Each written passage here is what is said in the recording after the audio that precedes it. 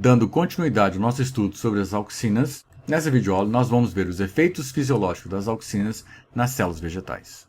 Não vou aprofundar demais nesse assunto porque ele é extremamente complexo, mas é importante que vocês saibam que isso existe. As auxinas são normalmente relacionadas com o alongamento celular, mas ela apresenta efeitos a nível celular também na divisão celular. Aqui nós temos, nessa figura bastante simples, algo extremamente complexo e que foge a nosso escopo adentrar com tamanha profundidade nesse tópico. Mas eu quero mostrar para vocês que aqui embaixo, nesse círculo, nós temos a mitose. Nós temos a G1, S, G2, que é a intérfase, e a mitose propriamente dita, esse M, é que dura menos tempo durante o processo da mitose propriamente dita.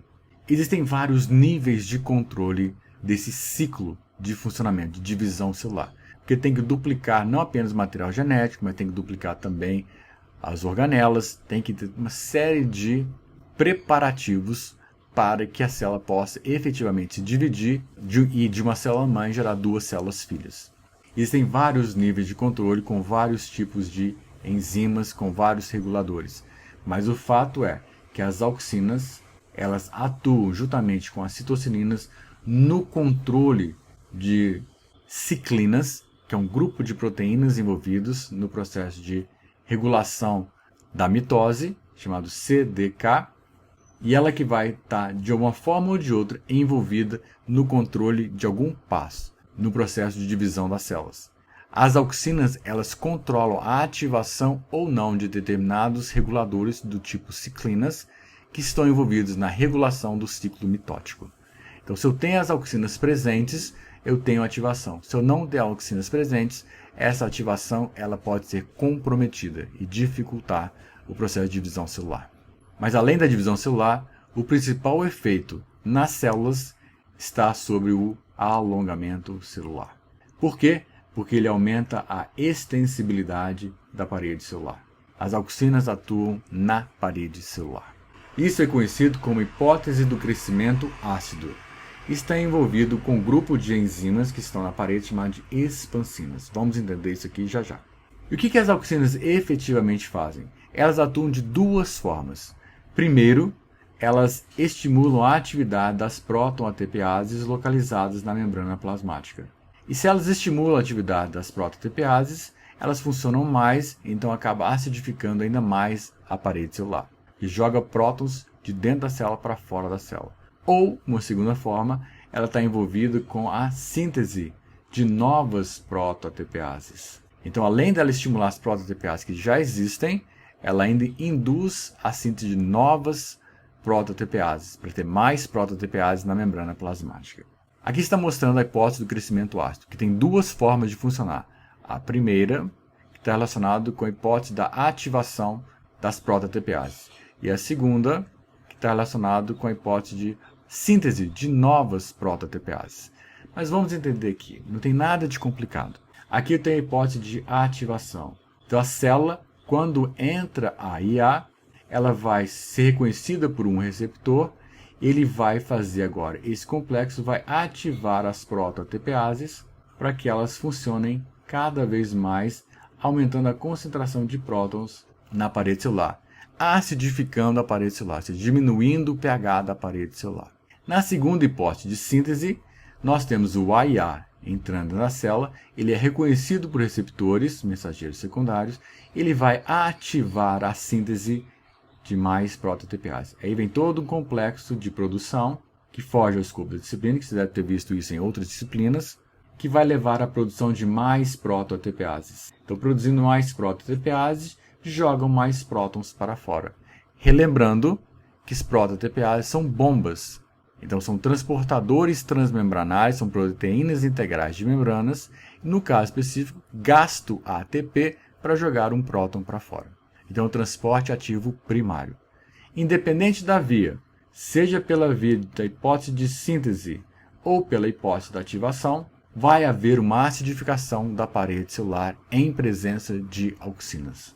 E daí, o que essa acidificação faz? Aqui nós estamos mostrando as auxinas que estariam estimulando a proto-ATPase, jogando mais prótons para fora. Jogando mais prótons para fora, o pH da parede celular diminui. Diminuindo o pH da parede celular, você começa a alterar as atividades enzimáticas. Lembre-se que cada enzima tem seu pH ótimo de funcionamento. Neste caso aqui, à medida que vai diminuindo, algumas enzimas vão parando a sua funcionalidade, outras enzimas vão aumentando a sua funcionalidade, tornando-se cada vez mais ativas, que é o caso dessas enzimas que vão cortar determinados carboidratos que existem na parede celular. E ao quebrar esses carboidratos que estão na parede celular, que fazem parte dos componentes da parede celular, essas enzimas pertencem à classe das chamadas expansinas. Essa classe de enzimas, elas quebram a parede celular. E ao quebrarem essas ligações que existem em componentes da parede celular, a parede celular ela vai perdendo a sua rigidez. Então, o que vai acontecer? A presença de auxinas, ela entra, leva uma acidificação da parede celular, seja pela ativação das prototepeases existentes, ou seja, pela síntese de novas prototepeases.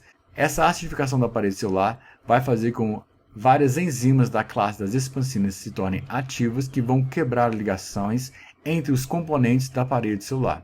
E agora, o que vai acontecer? A parede celular se torna mais frouxa. Mas o que é necessário para que haja o alongamento? É necessário a entrada de água.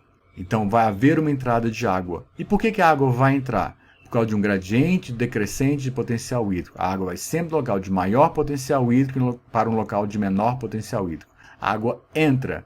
À medida que a água vai entrando, ela gera uma pressão lá dentro, chamada de pressão de turgor. Essa pressão positiva, a pressão de turgor, empurra o que está dentro da célula contra a parede celular. Isso gera essa pressão. A parede celular, agora em presença das auxinas, está mais flácida e isso faz com que a célula se alongue. É assim que acontece o alongamento celular. É assim que as células crescem. E aqui está um experimento mostrando isso. Aqui nós temos coleóptilos de aveia. No lado A, nós temos os coleóptilos simplesmente em presença de água.